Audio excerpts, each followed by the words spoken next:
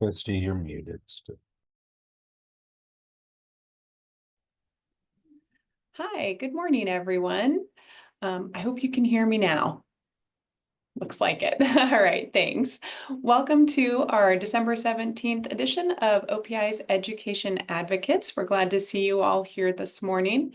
We're going to start our agenda off with our ESSER update, and we have Allison Agostino on the line, and she will give us the ESSER update. Thanks, Allison. Thank you.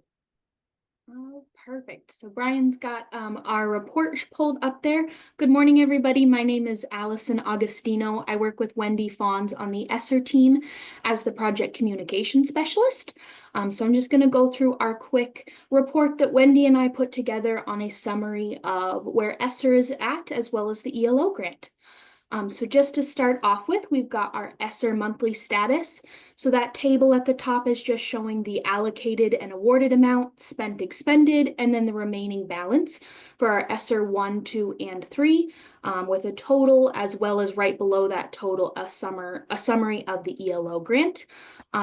And this was just an overall summary, and then we've got some language below outlining that ESSER funds were awarded throughout an 11-month window, with a tremendous amount of flexibility due to the time frame and the allowable use of funds. Right below that, we've got the ESSER grant timeline. So that's just outlining the full grant from award of the COVID-19 emergency declaration all the way to November of 2024, which is the close of ESSER 3. And so that leads us right into the ESSER grant closeout process, which we are currently in. That closeout process is focusing on building an understanding of the data collection and how that data can be used going forward to support our schools, specifically grant management, some of that data analytics and required reporting. As of December 10th, the ESSER team has completed 225 closeout interviews with our schools and ELO programs across the state. We've got a lot of great feedback during those closeout interviews, with a lot of constructive comments as well as positive comments, just supporting the efforts. And a lot of it has enjoyed, or a lot of the schools have enjoyed the closeout process as a good summary to make sure everyone's on the same page and understanding of their final ESSER grant as it comes to an end. And then if Brian, you can scroll to the next page.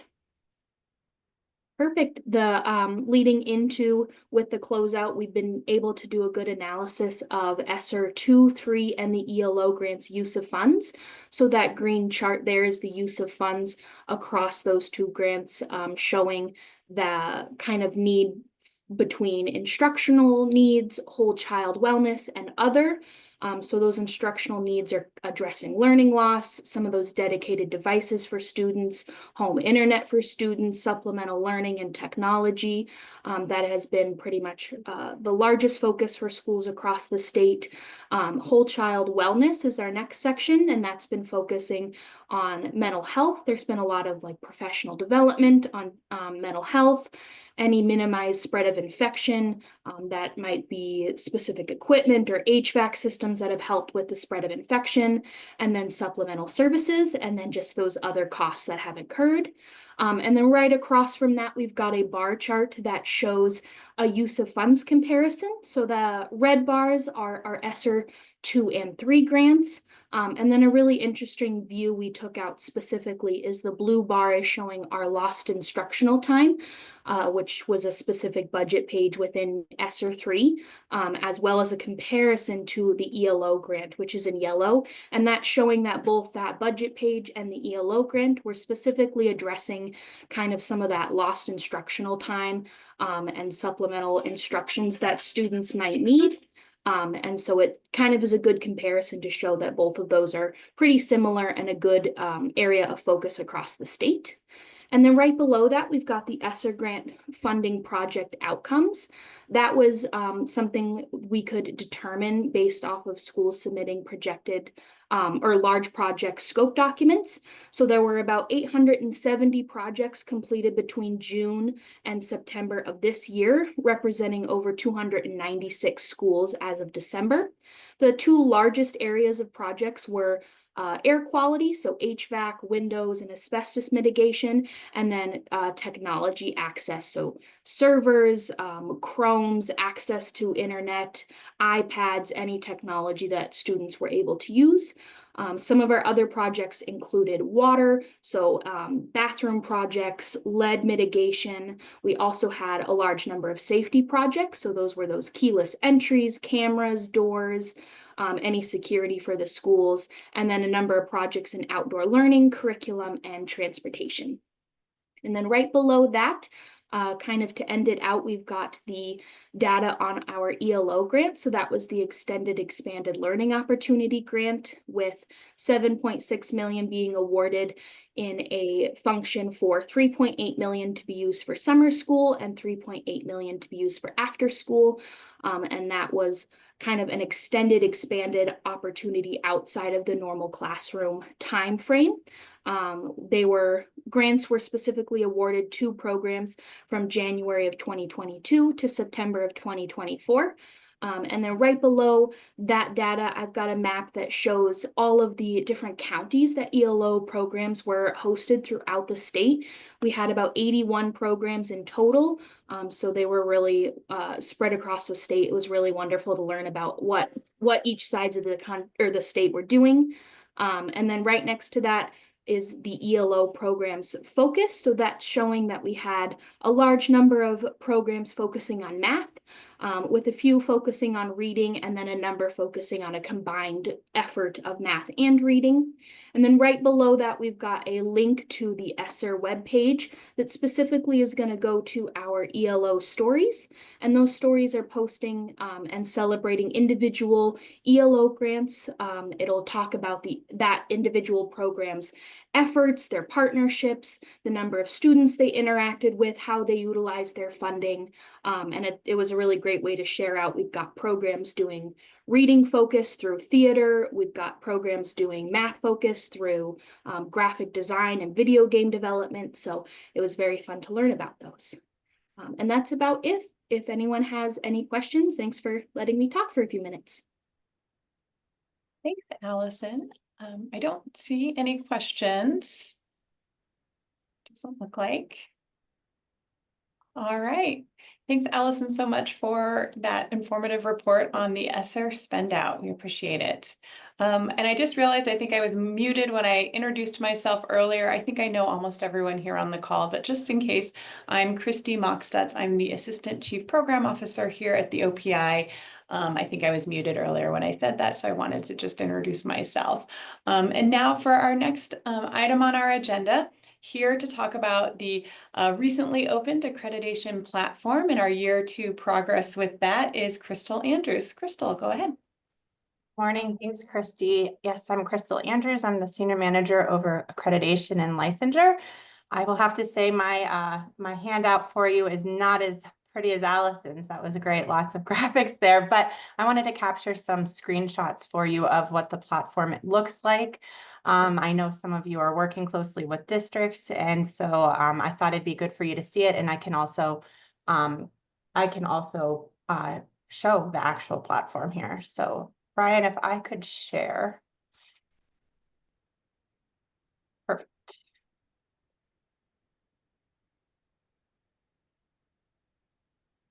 Okay, so just a little information. Our platform did open on December 2nd.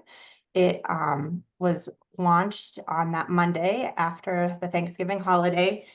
Districts received an email with login credentials. Followed by that was a webinar that was done by our programmers. So it was just a quick tutorial on what you're seeing, how to get in. We've also been working very closely with districts if they're having trouble. Some of the emails are going to like spam folders. So we're working closely with districts to ensure that they're getting into the system. So far, so good. Currently, our focus right now, districts are in and working, but our focus at the OPI is working on the charter school piece. So the BPE has other components that go along with accreditation. So we're building that out right now, and our team has brought that to the developers and said there's no problem. It'll be, just a seamless transition from what our accreditation expectations are and including those. So that's exciting. Jenny, I see you're here, so that's good news. We are working on it. They said that they'll have something to show us next week, so I'll be in touch and let you know how that's going. But soon after the holiday, we're hoping to have that, and then we'll obviously meet with charters to let them know, what's there. We'll invite the BPE to be part of that, obviously, since it's their components, and make sure that they're understanding that they need to do that along with, the additional OPI requirements. So that's kind of like right after the new year. That's our focus, is getting, those charters going on that. So the dashboard itself, I wanted to and it's not real clear, I don't think, but it's you'll have this after the meeting. So this is the district view when they log in. So I just logged in as a district, and the first thing that you notice obviously is that there's a lot more than we saw last year, and it's letting districts know, this is what you need to do. This is like their dashboard, their summary dashboard. The schools that need to complete, the schools within a district that need to complete sections, and then the standards. Standards means those rubrics. So they are aligned with the standards of Chapter 55. So that's why we're calling it that. And so you can see this district has started. They've certified or have completed 47% of the standards. So it's a nice, real quick glimpse for them to see what they're doing, what they need to do. And yes, it's just, I need to make a t-shirt. Yes, there's a save button. I know that was the biggest thing for this year, and making sure that, districts could go in and out, work on a paragraph and then come back to it later on. And that is all working properly. We actually have, I think, 4 or 5 districts that are completely done with this year's process. So, it opened the 2nd and they have finished it. And we've heard great feedback that it is a lot easier to navigate, easy to put documents in. You can really see what you have completed and what you haven't completed. So, so far so good. So the rubrics, I just was going to show real quick. This is an example of a rubric from last year. And the reason that they are built in is that we have decided, and the board approved, that districts can provide any evidence to support their year 1 rubrics, meaning if they scored something that maybe they think that they could work on or do a little bit more to improve, they are able to do that this year to improve their accreditation score for this year, this current year. So as you can see, and I know it's tiny, but I'll read it to you. It's showing, that you can click here, it'll show the actual rubric. You click here and it'll tell you that what the score was that district received. So say they got a 4 out of 4 and they say, I'm good with that, we don't need to do it again. Then they can click down here to say, they don't want to change anything. So that then tells us that they want to use last year's score, and they move on to the next button. So that is one way to do it. But also if they said yes and wanted to provide more evidence, it then shows below that where they can upload, documents to support last year's. So pretty, well, I'm going to say more than pretty. It's very user friendly. It tells you, exactly what needs to be done and what doesn't. And then this is the next. And so this is at the top of all of the rubrics. These are all the rubrics, and the green means that one is completed for that district. It would be red if it was not completed. So just a good graphic so that they can see really clearly if they've certified it and submitted it or not. This is a rubric from this year, so letter P. So we're just going alphabetical. So A through that student performance C, those were all from last year. And then starting with L to the right are this year's rubrics. And then our charters will be up here as well, and it'll be grayed out for anyone that's not a charter, but obviously it'll be there for the charters, so it'll be real clear. So this is just a educator effectiveness. This is an area for this year, mentorship and induction. You can click here, it'll show the actual scoring rubric. So it's, district said it's really nice to sort of see it as we're working on it rather than having to pull it up on a whole nother screen. And then, it talks about the rule, it asks the question. There are some assurances that they need to check, and then there's an evidence piece down there at the bottom as well. So those are just quick screens, real clear, easy to read, understand what needs to be submitted on the district side. For the state side, something that we see, which is really important, is the district data. So we can see all of the standards, those are the rubrics, how many districts need to complete, how many have complete, or how many still need to complete, and how many have already completed. So Numbers are small, but it's only been a couple of weeks. I'm happy to see that anyone has completed these rubrics. So, 4 districts have completed Standard L, M, and so it's helpful for us to see not only the progress, but we can also see if a district hasn't even logged in yet. And so that tells me we might need to reach out, say, hey, can you get in? What can we support you with? And we know we did a great effort last year of working with districts, but this is a clear picture of who needs, who hasn't been in the system. Maybe there's a rubric that they haven't finished, or maybe they think they've already finished it and, they forgot to hit submit. So just a really good opportunity to have that outreach to our districts and work with them, because we can clearly see what's done and what's not completed. Finally, I'll just end with our timeline for 2025. Hard to think that we're already there. So our submissions for all districts are due on February 28th. So it's the last Friday of February this year, is when everything needs to be submitted. We will be starting our district work sessions. We got great feedback from that last year, where we have our sessions districts can jump on, show us something, ask us questions. And so we'll start those right after the new year. We're already working with districts. Some have asked for like a bi-weekly check-in, which is going really well, just sort of to keep them on track and understanding what needs to be done. So we're available. This is our sole focus right now, is to help districts and ensure that they feel success this year, and in the new system, but also with those new scoring rubrics.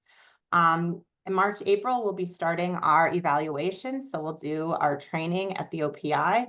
We'll get a preliminary report put together and obviously get that out to districts to see, and then finalize that report so that we can have everything ready for the board in May this year. Last year, it wasn't until July, and it was difficult. It was already after the school year. We had everything done, but it was, it's nice to have it done and kind of at the final of the school year, and, so districts understand where they're going into with accreditation. So that is our plan. We are on track with all of that. And I think that is it, unless there's questions, but no, we're really excited. It's been, we're getting great feedback. We have our stakeholder group where we've had district leaders work with us throughout this entire process this year.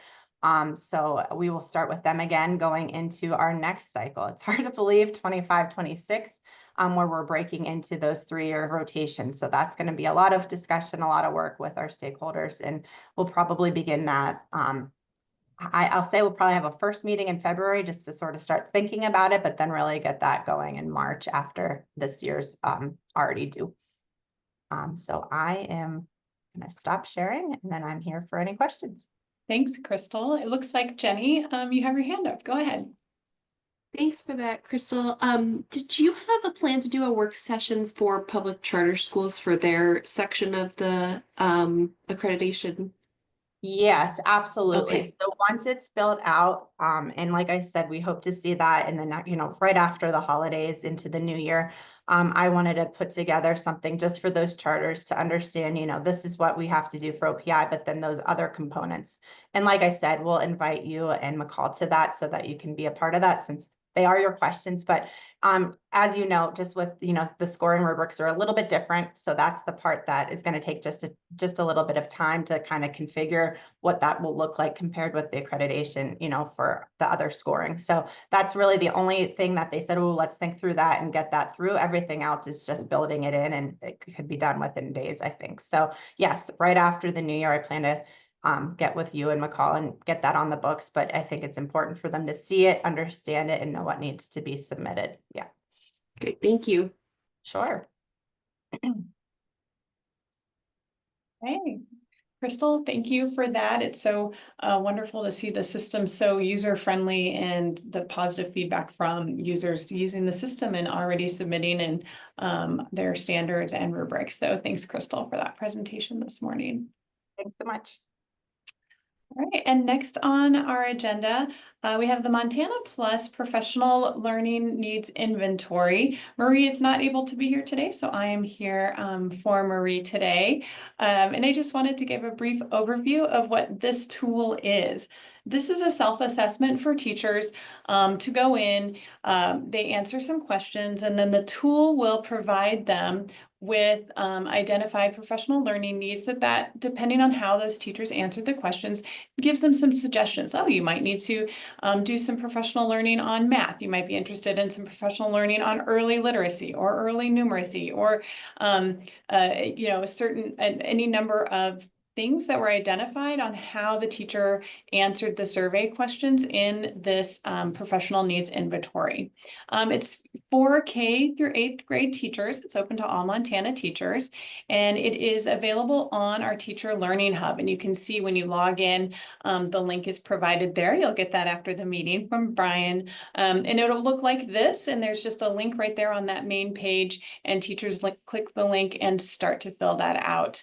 We do receive the sort of anonymized data on that. We'll just receive sort of trends data on the numbers of teachers taking the inventory, and sort of maybe some trends of professional learning that inventory is identifying for those teachers. But really the use is really in the hands of the teacher. A couple of different uses that we could see for it: teachers choosing their own professional learning.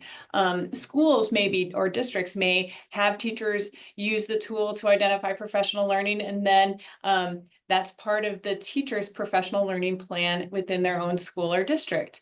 In addition, teachers may opt to share their very specific data with the OPI, and the OPI can provide a personalized learning options for them that really align to statewide opportunities for professional learning. And so there's a variety of options that teachers can use once they receive their results from this inventory. So we just wanted to share that with you.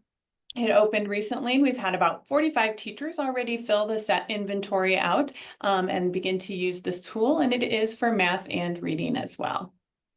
That's what I have to share about that. If there's any questions on the professional needs inventory tool.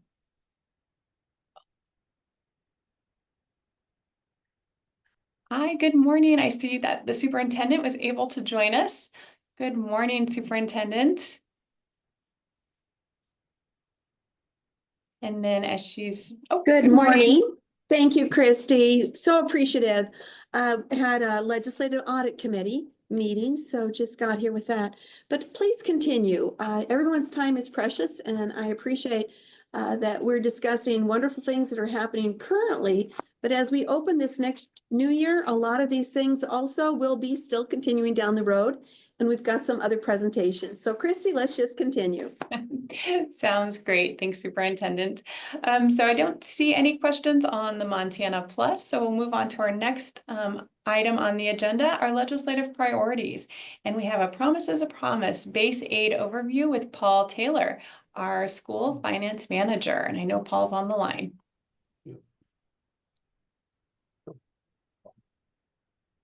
There he is. Thanks, Paul. Hey, all. I have very little to share about this right now. I can do this. There we go. Very little to share on this topic at the moment. However, just for information, there's a section of law out there. It's 20-9-326. And what that section says is that when the superintendent prepares her budget for base aid items, you have to apply a particular inflationary increase to what is prepared and presented to the governor's office. This year, this biennium, both years, meaning fiscal years 26 and 27, will have a 3% increase added to them. That's the cap for how much inflation we can increase by. The base aid items are defined in statute, and the increased cost in 26 due to not only the inflation, I'll talk about the extras in a second. In 26, it looks like we're asking for an additional $9.5 million above the base appropriation of last session, and approximately $23 million in FY27 above the base of the last year of this session, or this biennium closing. So when we prepare the budgetary need for that ensuing biennium, yeah, of course, we're going to include the inflationary increase of 3%. But there's other variables that are also included in that. There are various things that influence the amount of need for each year of the ensuing biennium, to include things like enrollment variation, taxable value changes, non-levy revenue estimates, fund balance, reappropriated estimates. And so we take those into account to develop the full ask amount for each year of the biennium coming up. And then there's also another complication. There are two other sources of funding besides the state general fund that actually come before we utilize the state general fund.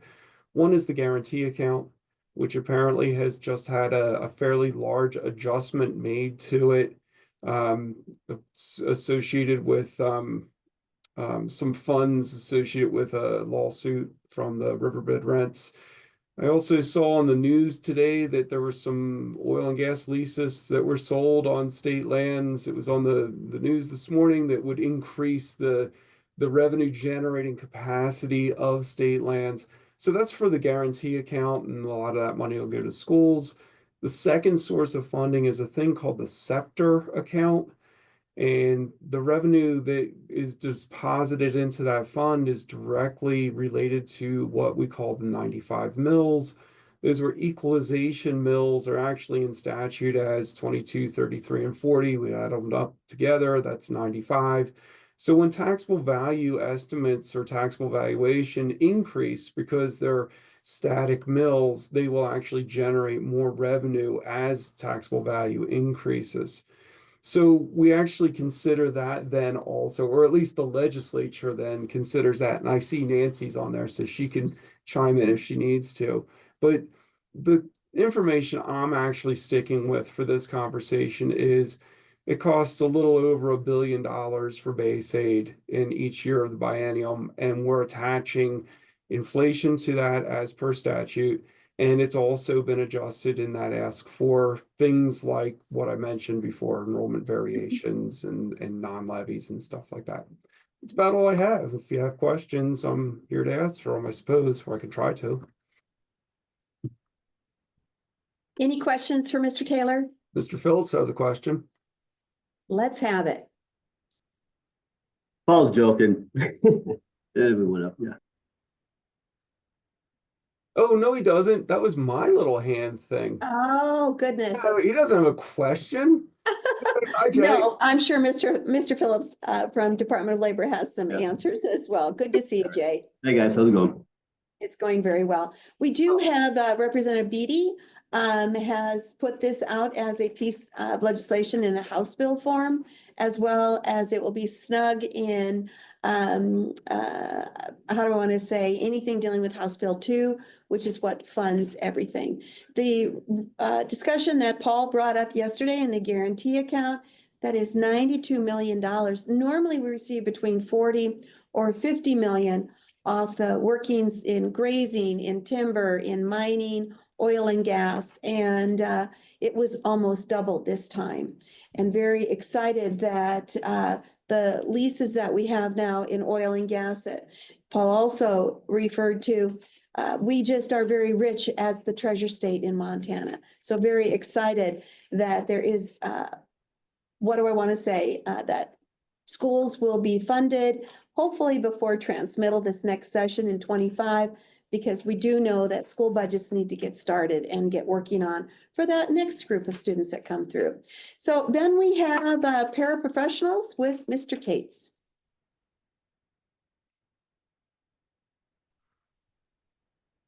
Thank you, Superintendent. Oh, perfect. It's up there already. Wonderful. I don't remember if I've covered this with this group yet, so I'll make sure I hit kind of all the pieces here. But this project came from frankly, the freedom from the superintendent to innovate and try and address our critical shortage of educators, in particular in special education, and really trying to tap into some significant ways to affect recruitment and retention in that area. And draw your attention first to the image in the background there. That is Amanda. She's one of the paraprofessionals that I worked with as a principal. And every principal, every special education teacher can name you at least 1 to 2 Amandas that they've worked with that are frankly the ones that should have been the teacher in the classroom. I think Amanda helped me train my last 2 special education teachers as the para in the classroom that had been there for 10 years, knowing how things operated and what they did and how big of an assistant she was to the special education teachers coming in. And I had worked with Amanda. She had a desire to become a special education teacher, but living here in the Gallatin Valley, she and her husband have 2 kids. One is in college now, one is almost in college. He works construction and she is a paraprofessional. They don't have the means to send her back to college to get that degree. So I had worked with her and our district trying to find a way we could fund her through the district when I was a principal, and we just really didn't have any options. So when this ability to address this came up, and given that opportunity from the superintendent, I jumped on it and met with our special education director, Danny McCarthy, and we started looking at other states and things that they had going on, and trying to come up with a fit for Montana and what could really help us out. And we started to target our paraprofessionals. The reason we're targeting the paraprofessionals is your paraprofessionals are typically your long-term employees if you can get them hooked into the district, because they are already vested in their community. They started the job because they have kids in the school, or they're going to have kids in the school. Most of them are long-term members of the community and are going to continue to be members of that community. So trying to tap into that workforce that already exists there. Currently, we have about 1,800 paraprofessionals in Montana that work in special education capacity at some point throughout their day. So we have a large workforce already there. So looking at how can we promote and develop that resource to provide better outcomes for our students with disabilities. So in working with this, what we've come up with is we're finalizing the contract right now. It's been all signed off on our end. I believe it's at the State Procurement Bureau for signature there. But we have a contractor now. We're working with a vendor that provides, it's about 110 modules, online modules, each about 45 minutes to an hour a piece. This vendor is based in special education law. They have a team of attorneys that this is all they work on is special education. And so all these modules also get updated on a regular basis as new guidance is issued and regulations come on board from OSEP. But this online modules, 100+ modules, are going to be available and free to all school staff in the state, not just paraprofessionals, teachers, principals, even trying to make them available for board members as well, because there's trainings in there on everything from 504s to autism to basic trainings for brand new paraprofessionals that are walking through a school door for the first time. So there's a great bank of resources that as a principal I would have used for a lot of things at school, from PIR days at the beginning of the year to get some people basic trainings to, again, these are only about 45 minutes, being able to assign one of these to the staff. And then we're going to meet and visit about that at our staff meeting the next week. And the staff, teachers can get professional development units for each one of these that's out there as well. So we have that online library of modules that, again, free to everybody, anybody in the state in the school roles can take those courses and get the credit for them. But within that, in kind of step 2 there, within that set of modules, we're going to identify 40 modules, equivalent to about 40 hours of work. Those 40 modules will be our special education technician set of modules. And that set is going to have a couple things happen to it. Number one, we are going to incentivize that set of modules for our special education paras. So any of the paras working in the schools in Montana right now that are working in a special education capacity, we will pay $20 per module for them to take those 40 modules in that identified sped tech set. The reason we're paying for that is trying to get them going on the route of the special ed technician, which is a new thing that we're adding, trying to add at this point. The modules, again, 40 modules, once those paraprofessionals have completed those 40 modules, they can then apply to Dawson Community College. We've been partnering with them on this. They've been fantastic to work with so far. and will then take classes at Dawson, take about 4 courses at Dawson.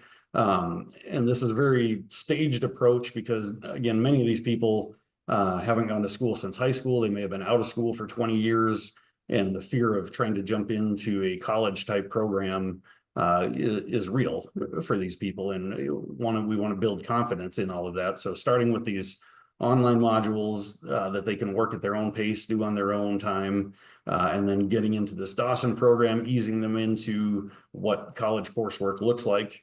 At Dawson, the 4 courses that they're going to run for these folks are going to be Intro to Education, Exceptional Learners, Educational Psychology, and Literature and Literacy for Children. So giving them a good course set, which all of those courses are also designed to then transfer into any of the 4-year universities that these candidates may choose to go on to after this. At the end of the Dawson courses, we are hoping to be able to issue them a special education technician license, which I know Katie's here to visit about some of that end as well. We'll talk about. And then that license, we've been presenting and talking to the districts all over the state about this and what they're going to need to prepare for. These people are attaining a higher level of education, higher level of certification. So districts need to start looking at the pay for this position and what they can do. The special ed technician, the whole point of this is they won't be a licensed special education teacher at this point coming out of Dawson, but they'll be a licensed, assuming we get everything through, be a licensed special ed technician, which we will then be addressing through, I know Katie will talk about the legislation, and then ARM afterwards that will need to be written to address what those special education technicians can and can't do. And we're really, I've got a committee from around the state of different special education directors and teachers, and a special education cooperative director as well, looking at what are those things that we can take off of the teacher's plate, the special education teacher, that these special education technicians could take over. Obviously, it can't be the big things, the evaluations, the drafting of the IEPs, that all needs to be done by the case manager, the special education teacher. But a lot of those other classroom duties, a lot of those other responsibilities, how can we help these special education technicians take over those, so that, yes, you may not be able to hire another special education teacher, as hard as those are to find right now, but we can hire a couple more of these special education technicians to help relieve some of that effort as well. The goal here is also then working them eventually into trying to get them to go on to get that 4-year full certificate. Dawson will do, we're working on an agreement with Dawson right now. They will be doing some counseling with these folks as they come in, working with them on their career goals, where they want to go with this, and working to get them hopefully up into transferring into one of the 4-year universities to complete their full degree and get that license. We are funding it up through the special education technician piece. We're funding that with our federal IDEA funds. And so that's, again, how it's no cost to the schools. And we're also going to be funding the Dawson tuition for these students to get through those 4 courses and get the special education technician certification. So these paras will, after going through the modules and the courses at Dawson, not only will they not have had to pay for any of that, they'll come out money ahead because of the incentives to take the modules to begin with and get going on those modules. Very excited about this. We've had a lot of positive feedback from the presentations across the state. Everybody from Eureka to Dodson to Plevna, Baker, everywhere in between. We've heard from people all over the place that are ready to jump on this and get this going here as soon as we can get this out in front of everybody. I think with that, I'll hold there, turn it over for questions, or then Superintendent, I know we've got Katie on here for the next part, however we want to handle that piece. Thank you. Any questions that we might have for Patrick? We have presented this to our partners at Board of Public Ed numerous times. And I'll just go into it as you've got the conversation up here with step 1 through 5. The step 5 is the legislation aspect. We're not asking for any dollars by any means. What we're asking is a section of law to add a licensed tech, special education tech license. And then, of course, there would have to be rulemaking through the Board of Public Ed in order to add that to that section of rule. But just want to reiterate again, this is a great idea. This is, we have stolen it from another state. Other states do this, and it's a way to grow our workforce as well as to embrace our special education students wherever they may be. Very pleased with our very rural partner with Dawson Community College, and very, very positive feedback. I do believe that Senator Vinton is the one that is going to be carrying this very simple piece of adding another license to statute, and then, of course, going forward with the Board of Public Ed. And hopefully we can have this taken care of and starting at the fiscal year of 25. So any questions? Patrick, do you see anything out there at all? Any questions, hands raised? Mr. Phillips. Thank you, Superintendent. Just, Patrick, my apologies if you guys stated this. So of the IDA monies, what do you guys think in the price tag on this was going to be? Right now, we're budgeting around 350,000 for the contract with Dawson. But that is for all of our costs. The modules, Dawson will be handling the payout of those for us, because wrapping all of this in there. So that'll include the payout of the modules and the fees for Dawson to handle all of this. And then, of course, the tuition coverage for the program at Dawson as well. So rough guess right now based on numbers out there and how many we predict we can get through in the first year. But I think we'll be pretty good with that number this year, and then have to kind of predict and adjust each year as we go forward there. What a great, Thanks, Superintendent. of course. Any other questions that you might see out there? Excellent. I just want to close then. I believe we're concluding this. Is that right, Christy? We're just about the end of our agenda. One of the things that I do want to say is in 2025, it's 50 years for the Federal Act of IDA.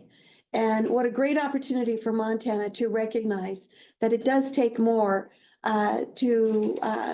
and more, how do I want to say more? It takes more for a teacher in special education. And we want to recognize that there can definitely be a partnership to propel all students with any ability forward. But this 50th anniversary is something that we can be very proud of, with this opportunity to expand paraprofessionals in special education. With that, Christy, anything else that you would like to add or to share as we are closing out the 2024 Education Advocates? Superintendent, excuse me, I had one more follow-up to Jay's question there. Jay, I forgot there's $125,000 a year cost for the vendor for providing the modules. Okay. Thank you, Patrick. Yep. Thank you. Sorry for the interruption. I very much appreciate, the financial aspect of this. But want to also say that, the opportunity for this is something that other states have done very, very well. And we're not asking for any other state tax dollar to come into this.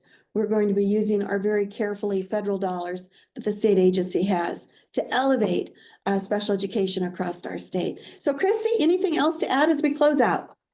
I don't think so, Superintendent. Thank you. We're glad to see you today. And Superintendent, we appreciate all of your advocacy for all of our students here in Montana. So thank you for that. And thank you everyone for joining us today. Merry Christmas all. Blessings. Thank you.